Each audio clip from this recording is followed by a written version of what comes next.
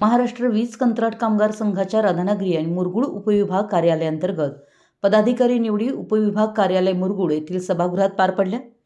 कोल्हापूर ग्रामीण विभाग 2 अध्यक्ष राजेंद्र ढाले यांच्या अध्यक्षतेखाली आणि कोल्हापूर सर्कल अध्यक्ष दिलीप गुरव यांच्या प्रमुख उपस्थितीत या निवडी पार पडल्या। यावेळी संघटनेची ध्येय धोरणे, उद्दिष्टे आणि त्यासाठी आवश्यक असणाऱ्या विविध उपाययोजना यावर राजेंद्र ढाले आणि दिलीप गुरव यांनी मार्गदर्शन केलं। यावेळी राधानगरी उपविभाग अंतर्गत संपर्क प्रमुखपदी बजरंग पाटील, सब डिव्हिजन अध्यक्षपदी सताप्पा कांबळे, उपाध्यक्षपदी आनंद टिपुगडे, कोषाध्यक्षपदी सताप्पा सुतार, सचिवपदी बाजीराव भटकर, सह सचिवपदी विशाल कांबळे यांची एकमताने निवड झाली।